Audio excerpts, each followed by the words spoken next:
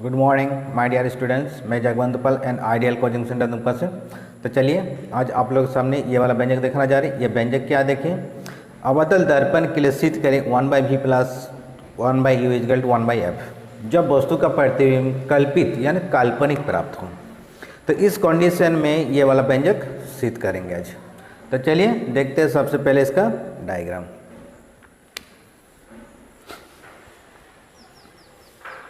देखिए डायग्राम में क्या बोल रहे हैं, अवतल दर्पण के लिए सिद्ध करें 1/v plus 1/u equal to 1/f जब वस्तु का प्रतिबिंब कल्पित है ना आभासी बनता है। तो इसके लिए सिद्ध करना है। तो देखिए डायग्राम में XY एक अवतल दर्पण है। वस्तु को हम लोग पहले देख चुके हैं ये वाला कंडीशन कि वस्तु को कहाँ पर रखेंगे कि उसका प्रतिबिंब कल्पित यानी काल्पनिक प्राप्त हो। तो हम लोग क्या देखे थे, ध्रुव तथा मुख्य फोकस के बीच अगर वस्तु को रखा जाए तो उसका प्रतिबिंब काल्पनिक प्राप्त होगा। तो कहाँ पर रखें, ध्रुव तथा मुख्य फोकस के बीच। ए भी एक वस्तु है जिसका प्रतिबिंब दर्पण के पीछे और A' B' प्राप्त होती है, जो ये काल्पनिक सीधा तथा वस्तु से बड़ा बनता है।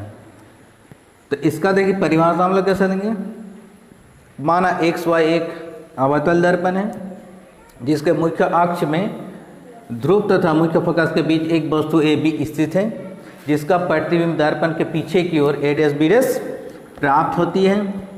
यह प्रतिबिंब काल्पनिक सीधा तथा वस्तु से बड़ा बनता है। पूर्ण विराम। मुख्य अक्ष पर एक लंब MN डाला गया है। क्लियर। अब देखिए इसको हम लोग 4 गो ट्रायंगल लेके चलेंगे, 4 गो त्रिभुज। 4 गो त्रिभुज देखिए डायग्राम में देखिए 4 गो त्रिभुज दिख रहा है। 4 गो त्रिभुज क्या क्या है देखिए, पहले लेंगे A' B' F, उसके समरूप देखिए MNF। क्लियर। दूसरा हम लोग क्या लेंगे A' B' C, उसके समरूप ABC। क्लियर। तो देखिए सबसे पहले हम लोग लेते हैं त्रिभुज A' B' F। A' B' F के समरूप होगा त्रिभुज MNF।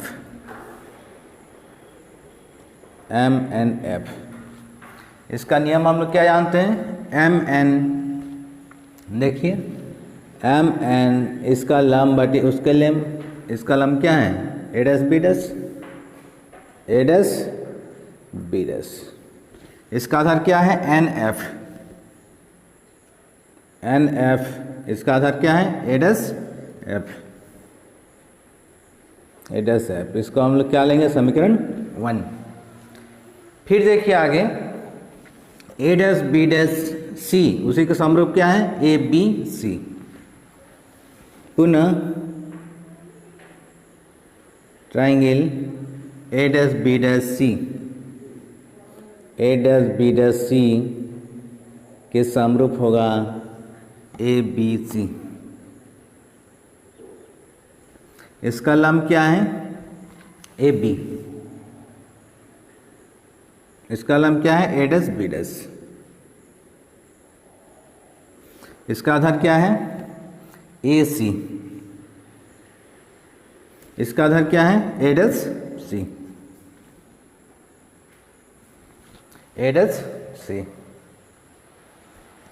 क्लियर। अब देखिए ये जो रेखा है, ये रेखा देखिए मुख्य अक्ष के समानांतर है। तो क्या होगा बोले तो AB के बराबर MN लिख सकते हैं। अतः हम लोग क्या जानते हैं, AB बराबर MN। यहाँ पर देखिए AB की जगह पर हम लोग लिख सकते हैं MN बटे A' B' equal to AC बटे A'। अब देखिए समीकरण इसको क्या ले लेंगे, समीकरण 2। अब क्या करेंगे, समीकरण 1 तथा समीकरण 2 से। समीकरण 1 तथा समीकरण 2 से देखिए लेफ्ट हैंड साइड बराबर, तो राइट हैंड साइड क्या आ जाएगा बराबर। तो राइट हैंड साइड क्या आएगा देखिए, तो एन एफ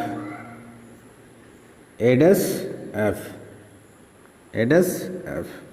यहाँ पर क्या देखिए तो ए सी बटे एडस सी। क्लियर। अब देखिए इसको हम लोग तोड़ेंगे।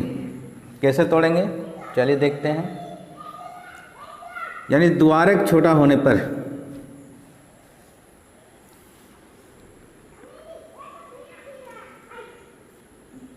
द्वारक छोटा होने पर एन एफ बराबर क्या होगा जी? ये जो एन एफ देख रहे हैं ना, एन एफ के बराबर क्या लिख सकते हैं? P F. ये जो द्वारक देख रहे हैं ये बहुत छोटा है, जिस कारण क्या है एन एफ के बराबर क्या लेंगे? P f. यहाँ पर देखिए एन एफ की जगह पर हम लोग लिख सकते हैं पी एफ बटे एडस एफ। यहाँ पर क्या है ए सी बटे एडस सी। अब इसको हम लोग तोड़ देंगे कि सभी दूरी की माप कहाँ से ली जाती है? ध्रुव से। ये हम लोग पहले पढ़ चुके हैं। तो इसको किस ढंग से तोड़ेंगे कि सब पोल से आ जाए। देखिए यहाँ से P है यानी ध्रुव है, इसको तोड़ने का जरूरत नहीं है। क्या है? ए डैश एफ। देखिए ए डैश एफ, इसको हम लोग तोड़ेंगे। कैसे लेंगे? P a dash plus p F, तो कुल 8 कर देंगे तो क्या आएगा? ए डैश एफ आएगा। तो देखिए कैसे इसको तोड़ते हैं। यहाँ पर पी एफ रहेगा, ए डैश एफ को कैसे तोड़ेंगे? P a dash plus p F.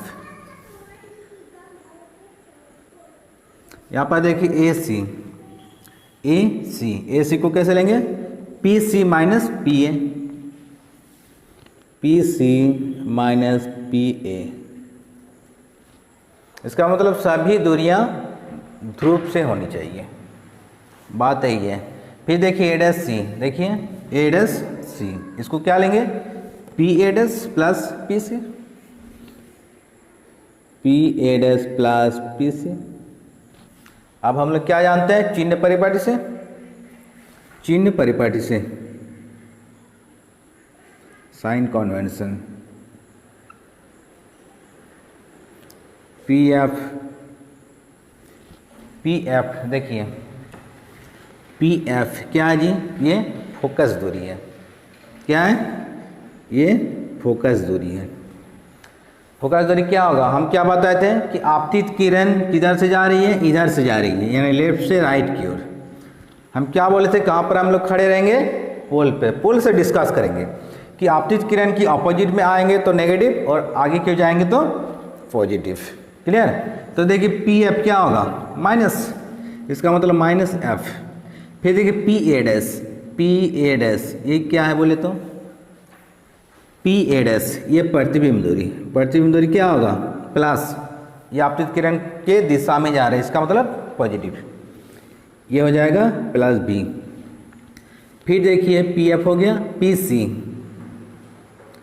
सी देखिए पी सी वक्रता त्रिज्या आर, ये क्या होगा? ये भी माइनस होगा, ये माइनस आर। फिर देखिए पी सी हो गया, पी ए डैश भी हो गया, पी ए। देखिए पी ए ये क्या है? वस्तु दूरी क्या होगा जी? यू, वस्तु दूरी यू, यानी पी ए ये माइनस यू होगा। क्लियर। इसका मतलब वस्तु दूरी को हम लोग माइनस से इंडिकेट करते हैं, यानी आपतित किरण के ऑपोजिट में जा रहे हैं। क्लियर। इसलिए माइनस हुआ, आगे क्यों लेंगे तो प्लस होगा। ये हम कंडीशन बता दिए पहले। अब देखिए ये सभी मानों को, ये कुछ समीकरण मान लिया जाए। ये समीकरण 2 था, ये समीकरण हम लोग क्या कर देंगे? 3। क्या लिखेंगे? ये सभी मानों को समीकरण 3 में रखने पर तो समीकरण 3 क्या हो जाएगा? देखिए पी एफ का मान बैठाइए माइनस एफ, नीचे क्या है देखिए पी ए डैश भी, फिर प्लस है P F minus f is equal to P C क्या है? माइनस आर, फिर माइनस पी ए क्या है? Minus you. फिर देखिए पी ए डैश क्या है भी, फिर प्लस पी सी क्या है माइनस आर।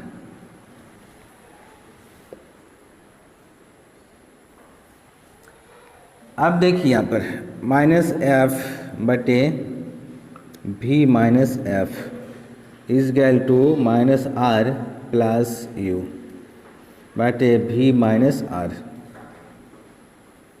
अब इसको हम लोग क्या करेंगे क्रॉस मल्टीप्लिकेशन।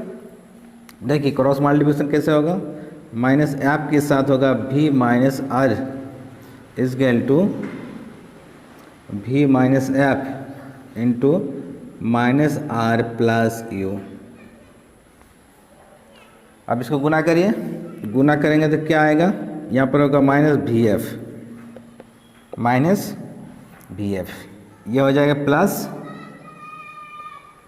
आर एफ, यहाँ पर क्या होगा माइनस भी आर, ये क्या होगा प्लस यू भी, फिर इसके साथ ये होगा आर एफ, फिर ये हो जाएगा माइनस यू एफ। आप देखिए left hand side R F, ये आर एफ कैंसिल। फिर हम लोग आर बराबर क्या जानते हैं 2f, आर बराबर हम लोग क्या जानते हैं जी, आर बराबर हम लोग पहले देख चुके हैं, आर बराबर होता है 2f, ये हम लोग प्रूव भी कर चुके हैं। आर क्या है वक्रता त्रिज्या, एफ क्या है फोकस दूरी, यानी फोकस दूरी का डबल होता है वक्रता त्रिज्या। यहाँ पर देखिए आर के बराबर लिख सकते हैं 2f, तो क्या होगा बोले तो माइनस भी F is equal to minus भी, यहाँ पर हो जाएगा 2f प्लस यू भी माइनस यू एफ। आप इसको लेफ्ट की ओर करेंगे तो क्या आएगा 2vf माइनस भी F is equal to you भी माइनस यू एफ। 2f भी एफ से माइनस होगा तो क्या बचेगा भी F is equal to you भी माइनस यू एफ। क्लियर। अब देखिए भी एफ यू भी माइनस यू एफ, इस सभी पदों में यू भी एफ से भागा देने पर, तो यू भी एफ से भागा देंगे तो क्या होगा बोले तो यहाँ पर क्या भी एफ है, भी एफ बटे यू भी एफ इस गल्ट क्या होगा यू भी है, तो यहाँ पर यू भी एफ से भागा होगा, यहाँ पर यू एफ है नीचे होगा यू भी एफ, क्या कैंसिल होगा v f cancel, u v cancel, u f cancel, तो क्या बचे यहाँ पर 1 by u is equal to 1 by f minus 1 by B.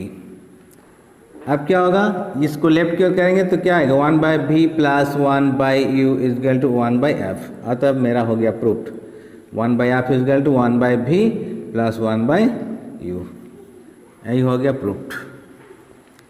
Clear.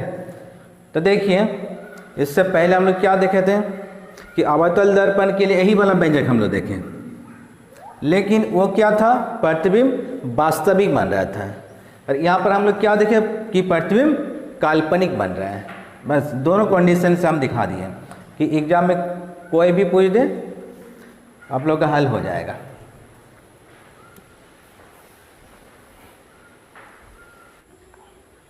देखिए ये वाला न्यूमेरिकल क्या है, किसी अवतल दर्पण की फोकस दूरी 15 सेंटीमीटर यानी 15 सेंटीमीटर है, तो इसकी वक्रता त्रिज्या निकालें। इसका मतलब क्या बोल रहे हैं कि अवतल दर्पण में हम लोग क्या देखे थे जी, ये कौन सा दर्पण है अवतल दर्पण, इसका हम लोग देखे थे लेफ्ट की ओर फोकस और वक्रता त्रिज्या, इसका मतलब आपतित किरण के अपोजिट डायरेक्शन में है। क्लियर। इसका मतलब फोकस देखे थे लेफ्ट की ओर और वक्रता त्रिज्या भी देखे थे लेफ्ट की ओर, इसका मतलब ये दिया है 15 सेंटीमीटर, तो इसका डबल हो जाएगा क्या वक्रता त्रिज्या। क्लियर। तो हम लोग सॉल्यूशन कैसे करेंगे, देखिए solution as given that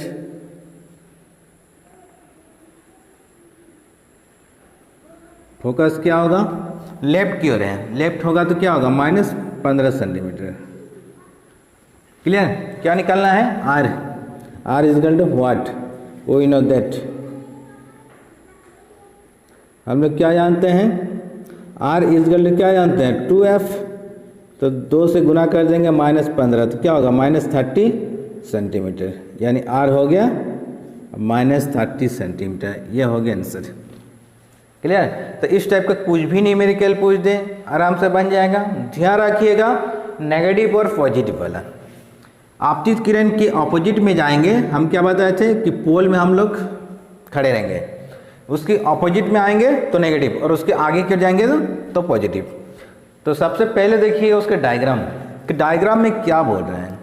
diagram जब तक पकड़ में नहीं आएगा तब तक आपका न्यूमेरिकल भी बहुत दिक्कत हो जाएगा। क्लियर। तो चलिए यही था इसका न्यूमेरिकल। देखिए ये न्यूमेरिकल में क्या बोल रहे हैं, किसी अवतल दर्पण की वक्रता त्रिज्या 20 सेंटीमीटर है तो इसकी फोकस दूरी निकालें। इसका मतलब इसका त्रिज्या क्या होगा नेगेटिव। इसका मतलब जब सॉल्यूशन करेंगे तो क्या आएगा एज गिवन दैट, क्या आएगा आर इजकल टू क्या है -20 centimetre. F is equal to what, we know that, हम लोग क्या जानते हैं जी, we know that f is equal to हम लोग क्या जानते हैं R/2। इसका मतलब -20/2, इसका मतलब क्या -10 सेंटीमीटर। इसका फोकस क्या आएगा -10 सेंटीमीटर। क्लियर। तो इस कंडीशन में कुछ भी आएगा आराम से बन जाएगा, कोई टेंशन नहीं। सिर्फ ध्यान रखिएगा माइनस होगा कि प्लस होगा, यहीं पर दिक्कत हो जाता है। सवाल तो सिंपल है लेकिन माइनस प्लस का सिर्फ खेल है। Clear.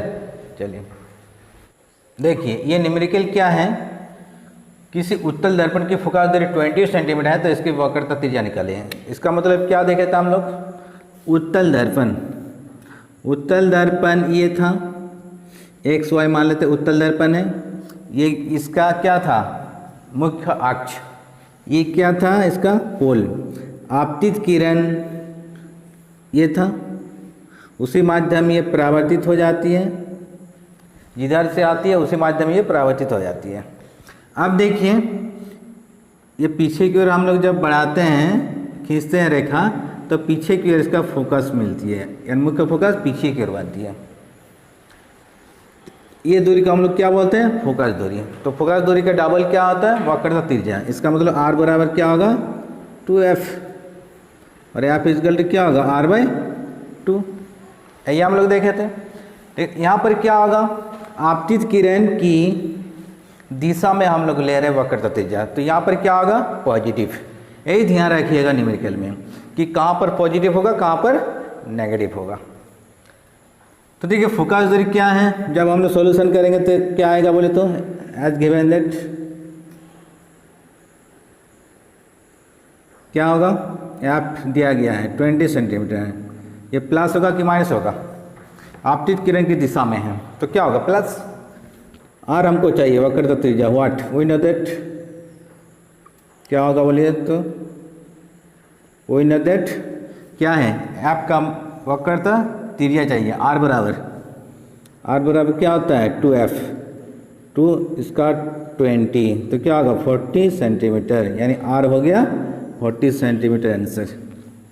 Clear.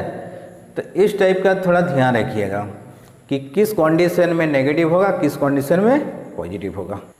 Good morning my dear student, मैं Jagwant Pal and ideal coaching centre Dumka से। तो चलिए आज आप लोग के सामने दिखाने जा रहे हैं उत्तल दर्पण के द्वारा बनाए गए प्रतिबिंब। इससे पहले हम लोग क्या देखे हैं अवतल दर्पण। अवतल दर्पण के द्वारा बनाया गया प्रतिबिंब हम लोग जितने सारे कंडीशन था सब हम लोग देख चुके हैं कि वस्तु को कहाँ पर रखेंगे कि उसका प्रतिबिंब कहाँ पर बनेगा, ये सब पहले हम लोग अवतल दर्पण वाला देख चुके हैं। अब हम लोग देखेंगे उत्तल दर्पण में। तो देखिए उत्तल दर्पण में देखिए पहला सवाल क्या बोल रहा है, उत्तल दर्पण द्वारा बनाया गया प्रतिबिंब। तो देखिए पहला स्थिति में हम लोग क्या देखेंगे कि जब वस्तु को अनंत पर रखी जाती है तब उसका प्रतिबिंब मुख्य फोकस पर बनती है। तो चलिए डायग्राम के सारे दिखा रहे हैं, तो ये सब थोड़ा ध्यान रखिएगा कि न्यूमेरिकल में भी काम आएगा और व्यंजक में भी। क्लियर। तो देखिए सबसे पहले दिखा रहे हैं उत्तल दर्पण का प्रतिबिंब। उत्तल दर्पण हम लोग सबसे पहले देखेंगे इसका डायग्राम XY मान लेते हैं एक उत्तल दर्पण है। ये क्या है इसका मुख्य अक्ष, इस पॉइंट को हम लोग क्या बोलते हैं पोल। अब देखिए जितने सारे किरणें आएगी दर्पण में टकराएगा तो क्या होगा बोले तो ये अनंत से किरणें आ रही है, फिर क्या होगा परावर्तन होगा।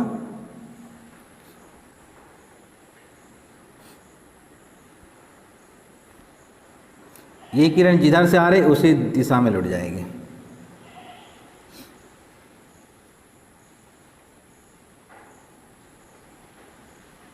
आता है समझ में? अब देखिए जितने सारे किरणें ये परावर्तन होगा, कभी मिलेगा आपस में? नहीं मिलेगा। वास्तविक में तो नहीं मिलेगा। तब वास्तविक में नहीं मिलेगा तो क्या मिलेगा? काल्पनिक में मिलेगा। तो काल्पनिक में मिलेगा तो क्या होगा? दर्पण के पीछे की ओर मिलेगा। क्या होगा देखिए, इसको जब पीछे की ओर बढ़ाएंगे तब क्या होगा? देखिए इस पॉइंट में आके मिल रहा है, ये भी देखिए इस पॉइंट में आके मिल रहा है, ये भी देखिए इस पॉइंट में जाके मिल रहा है। तो इस पॉइंट को हम लोग क्या कहेंगे? मुख्य फोकस। बात है समझ में? इसका मतलब क्या है कि उत्तल दर्पण में अगर वस्तु को अनंत में रखा जाए तो उसका प्रतिबिंब मुख्य फोकस पर बनती है। ये प्रतिबिंब काल्पनिक, सीधा तथा वस्तु से बहुत छोटा बनती है। इसका मतलब बिंदुवत जैसा। बात है समझ में? इसका मतलब ये वस्तु का प्रतिबिंब जो बनेगा ना बहुत छोटा बनेगा लेकिन सीधा बनेगा। क्लियर? तो अब क्या होगा बोले तो इस दूरी को हम लोग क्या बोलते हैं? फोकस दूरी। स्मॉल एफ से इसको सूचित किया जाता है। स्मॉल एफ क्या होगा? नेगेटिव या पॉजिटिव? यहाँ पर स्मॉल एफ हो जाएगा आपका पॉजिटिव।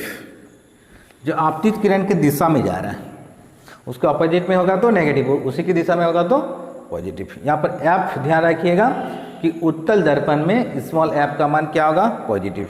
और उसका डबल क्या होगा? उसका डबल होगा वक्रता त्रिज्या। यहाँ पर अगर सी है तो ये है इसका वक्रता त्रिज्या। वक्रता त्रिज्या भी क्या होगा? इसका पॉजिटिव होगा। क्लियर? तो यही था ये टॉपिक। अब देखिए ये वाला टॉपिक क्या बोल रहा है कि जब वस्तु को अनंत तथा ध्रुव के मध्य रखी जाती है तब उसका प्रतिबिंब मुख्य फोकस तथा ध्रुव के मध्य बनती है। इसका मतलब क्या हुआ? अनंत तथा ध्रुव के मध्य रखी जाती है। तो चलिए देखते हैं इसका डायग्राम, फिर उसके बाद देखेंगे प्रतिबिंब की प्रकृति एवं आकार, यानी किस प्रकृति तथा आकार क्या होगा, छोटा होगा कि बड़ा होगा।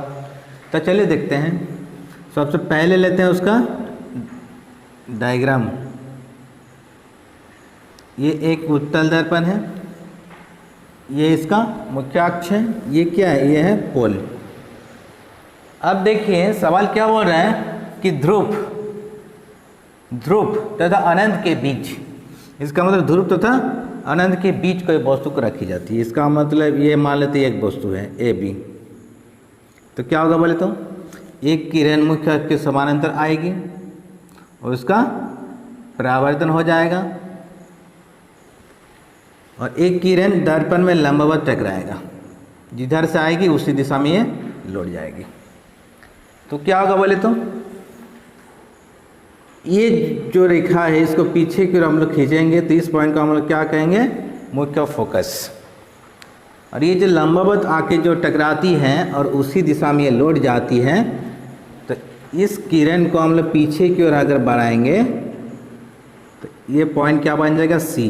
ये हो गया स्मॉल एफ और ये हो गया आर। क्लियर? अब देखिए ये दोनों किरण वास्तविक में नहीं मिल रहा है, किधर मिल रहा है? काल्पनिक, यानी दर्पण के पीछे। तो दोनों किरण का मिलन कहाँ पर हुआ? इस पॉइंट में। तो इस पॉइंट में इसका प्रतिबिंब बनेगा। ये प्रतिबिंब डॉट डॉट करके दिखाइएगा। ये ए डैश बी डैश इसका प्रतिबिंब बन रहा है। इसका मतलब क्या है बोले तो कि वस्तु बड़ा था, प्रतिबिंब उसका छोटा बन रहा है। तो इसी से पता चल गया कि प्रतिबिंब की प्रकृति एवं आकार क्या होगा। इसका प्रकृति क्या होगा? कि काल्पनिक होगा, सीधा होगा तथा वस्तु से छोटा होगा। क्लियर? वस्तु जितना बड़ा दिख रहा है उससे भी देखिए इसका प्रतिबिंब छोटा बन रहा है। तो देखिए इसी के आधार पर अगर सवाल पूछ दिया जाए, जैसे आप लोग 9th क्लास में, लोअर क्लास में भी पढ़े हैं, 9 या 10 में, जैसे जहाँ पर आप लोग दर्पण पढ़े हैं, या 8th क्लास में भी था। तो देखिए कि उत्तल दर्पण को साइड मिरर के रूप में क्यों उपयोग किया जाता है। तो देखिए डायग्राम सही आंसर दीजिए। साइड मिरर मीन्स क्या है? जैसे मोटरसाइकिल या बस या ट्रक, देखिए साइड मिरर, जहाँ पर पायलट बैठता है ना तो वहाँ पर एक साइड मिरर रहता है। और साइड मिरर के रूप में क्यों इसका उपयोग किया जाता है? समतल दर्पण का उपयोग नहीं किया जाता है, वहाँ पर अवतल दर्पण भी नहीं रहता है। वो जो मिरर है वो है उत्तल दर्पण। तो उत्तल दर्पण में देखिएगा, जैसे बाइक तो आप लोग के घर में है, सबके घर में अभी बाइक है, तो देखिए बाइक में देखिएगा जो आईना है ना, शीशा, उसमें देखिएगा आपका जितना बड़ा फेस है उससे भी बहुत छोटा बनता है। क्यों? जो हम लोग देख रहे हैं डायग्राम में।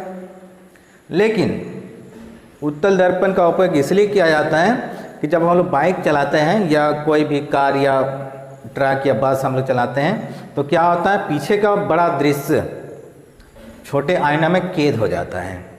बात है समझ में? आंसर आप लोग क्या दीजिएगा कि पीछे का बहुत बड़ा क्षेत्र एक छोटे से आईना यानी मिरर में वो कैद हो जाता है, इसलिए उत्तल दर्पण का उपयोग साइड मिरर के रूप में किया जाता है। बात है समझ में? तो यही था ये सवाल। चलिए।